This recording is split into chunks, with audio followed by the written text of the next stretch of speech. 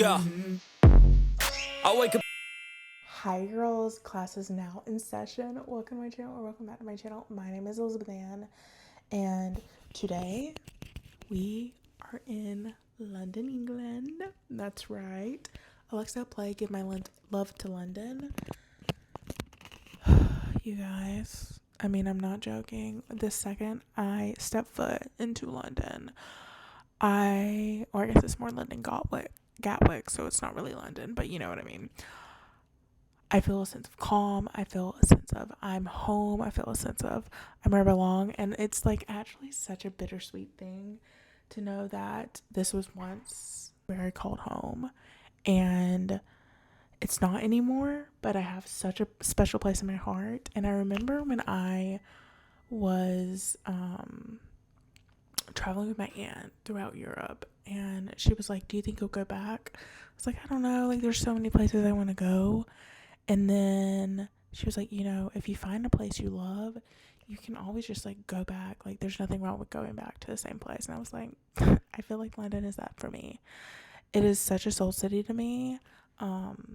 Even sometimes even more than New York, but they're kind of on the same level, as well as Maui. Maui is like the first time in my life I feel like I exhaled.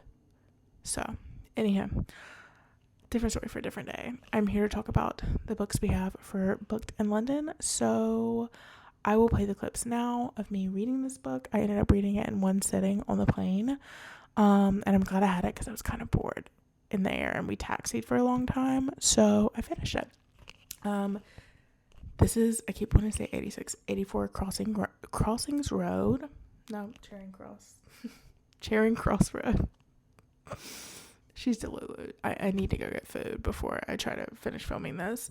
I've been up since like 4 a.m. Anyhow, this is, I think, what would classify as like a modern classic. I think maybe not. I'm not great at the whole classics part, but whenever I was looking for books that were kind of like the correspondent in the like beginning of the year, I guess this would have been January. I was looking for books that were kind of that vibe. And then, actually, I don't think that's true. I think I was looking for books. That's what it was. I was looking for books to read about the publishing industry. And people said, if you're into the publishing industry or books or whatever, you should read this. So that's when I grabbed it. It's when I was here on my trip to London in January. So anyhow, I really enjoyed it. Basically, it's kind of broken up into two parts. It is the correspondence between Helene and what is it, Marks and Co? Yeah, Marks and Co booksellers. And she basically forms this relationship via letters in the 60s? Oh no, it starts in the 40s. She forms a relationship with them, mailing back and forth, looking for rare books and copies that they don't have or she can't find in New York, and forms slowly over time in a relationship with the booksellers and the owners of Marks and Co. And it develops over the years. We go into the 70s. I think that's when she goes to London. Yeah, the 70s, basically her book gets published, and then we have, it's basically, I would say half and half, the letters and correspondence, and then the second half is like the memoir slash journal entries from her time in London over the course of, I think, like a month or two. She ends up extending it at some point. Anyway, it was really fun. It is a perfect bookish London book. I really enjoyed it. Put me out of my comfort zone. It's a short little read, and it's perfect for a book 10 series because it's nothing too heavy. But I really enjoyed it. So there's that. Now let's switch over to the second book. There were a few different ones that I really wanted, and they didn't have any of them at Waterstones, which is really ironic because all the books I was looking for, they didn't have them at the largest Waterstones. So that's funny. But moving on, let's go to James. Also, my rating was a 4-star for 84 Charing Cross Road. Hi, James. James has entered the villa. New bombshell has entered the villa. James Patterson, we've gone over this in the last vlog, because the last book I read was also a James Patterson, other than this one.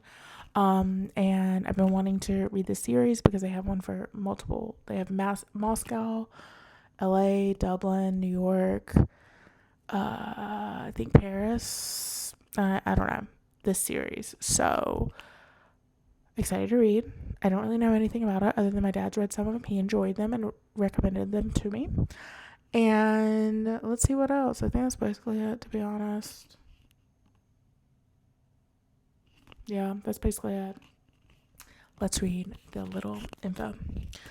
For Hannah Shapiro, a beautiful American student, this particular nightmare began 8 years ago in Los Angeles when Jack Morgan, owner of Private, the world's most exclusive detective agency, saved her from a horrific death. She has fled her country but can't flee her past. The terror has followed her to London, and now it is down to former Royal Military Police Sergeant Dan Carter, head of Private London, to save her all over again. Carter draws on the global resources of Private in a desperate race against the odds, but the clock is ticking. Private may be the largest and most advanced detection agency in the world, but the only thing they need that they don't have is time. Excited. She will be going ever with me tomorrow. I've chatted enough. I will talk to you guys when I have reading updates. I'm probably gonna go get some food, come back, and read the rest of the night. So let's go do that.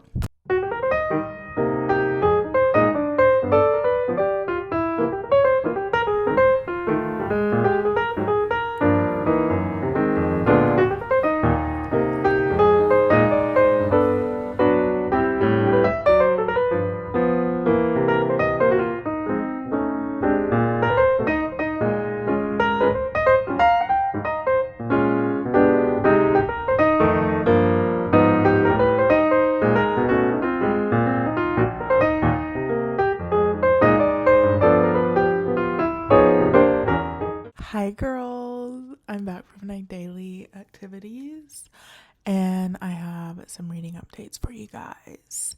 Okay, as pictured, I have almost finished Private London.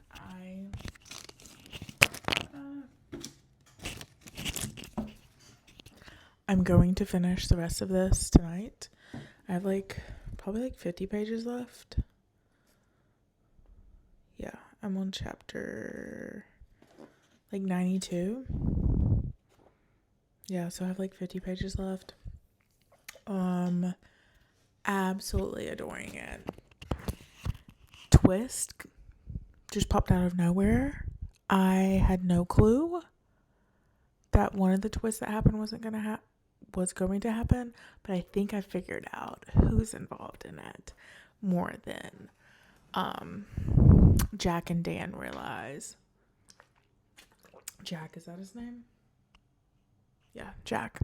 Anywho, so loving this.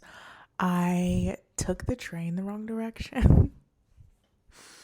And so basically I took it one way for 20 minutes, realized I was going the wrong direction, and got on the train going the opposite way. Luckily, it took me straight to where I needed to go, and I was not late for my ticketed event, but I ended up having an hour and some change to read. So yeah, I got through the first 115 pages. Then I went, where did I read the rest? I read some at Victoria and Albert Museum, and then I read the rest at Harrods, which, by the way, ate at Harrods for the first time today. I've had their takeaway food, but the first time I've ever had their real food, sitting down and eating there. So that was delicious. I am going to finish this, and I did buy another London book because I had no clue I would actually finish this. So we're going to be on our third London book, and I have heard everyone and their mother talking about it. So yeah, anywho, okay.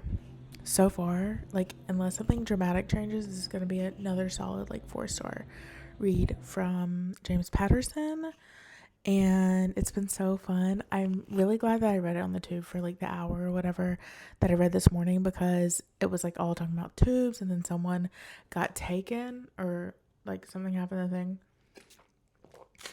where they did an exchange on the tube, and someone got kidnapped. Anyhow, also say, got a lot of reading done today. Absolutely cannot believe that I'm almost done with this, and I will let you guys know my final thoughts. If anything changes, I am going to donate these to probably Oxfam, unless I find a little free library to donate it to. So I'll probably do that Saturday. Okay. There were like a few London-based books that I wanted to read, and I haven't found them. So I did some Googling, and then I remembered, there were no less than like 5 tables dedicated to this book in foils. So yeah, I am very intrigued. I think I might have taken a picture of the display. But when I first saw this, because this has been everywhere in Dublin, I thought this was like a self-help book.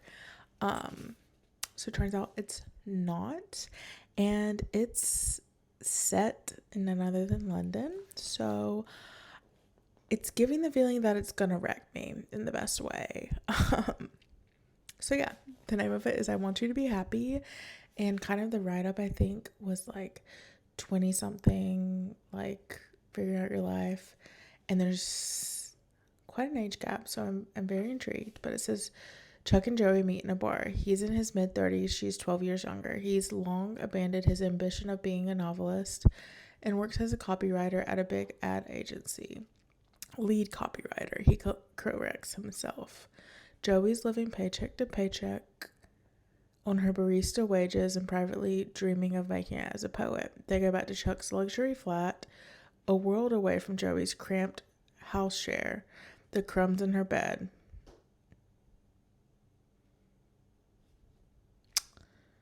Okay, I don't know what. Soon Joey's imagining a future between them, and Chuck's moving on from a mistake in his recent past. Amazing how meeting a new person can make you feel so new. Funny, excruciating, and true, I Want You to Be Happy is a sharp-eyed tale of 2 people searching for meaning and connection in modern times. Missing the mark, maybe, but still trying. So that sounds good. And this has nothing to do with this video, but I did also finally get a copy of Final Girls. I could not be more excited. So yeah. I've been looking for this book literally since I moved to Ireland. Haven't been able to find it anywhere. Still haven't been able to find his new book. So, amazing things. We'll update you guys later. I don't feel that bad because really, I'm only leaving with 3 books as long as I finish, if it makes you happy. I'm so tired and delusional. Love you.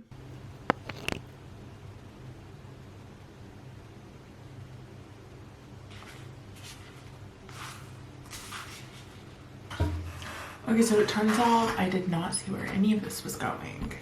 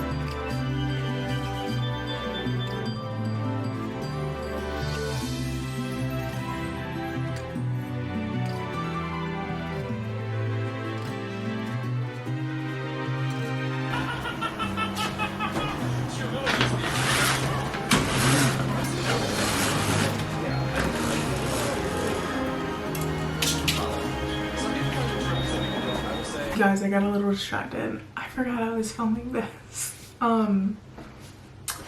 I finished another book. That's right.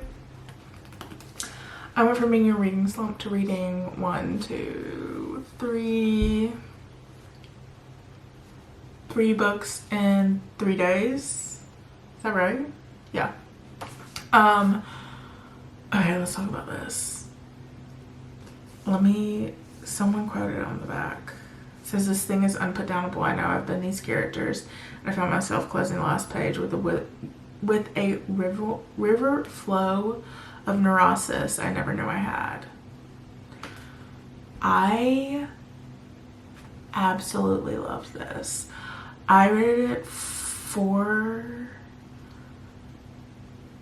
when I finished it on the tube, but honestly I would say it's probably more like a 4 or 5, like closer to 5 stars.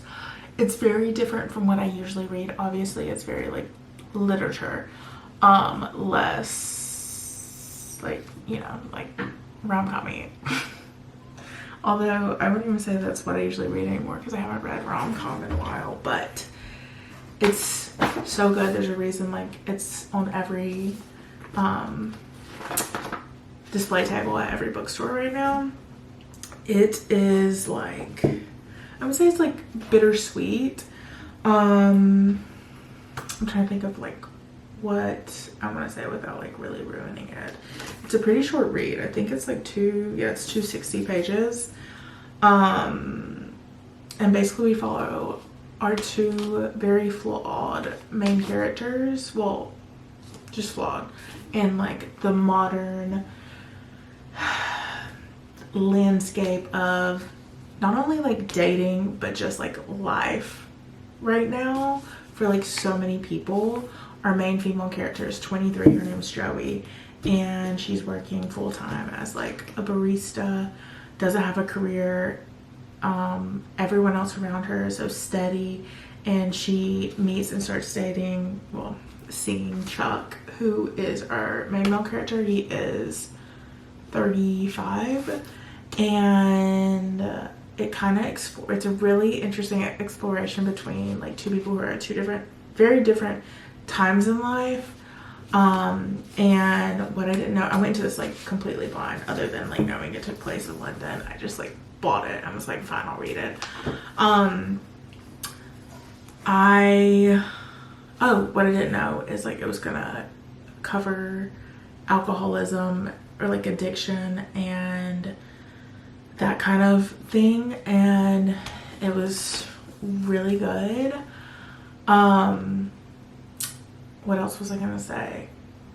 It's just like an interesting like exploration of the balance between the 2 characters. One who seemingly from the outside seems to have it all.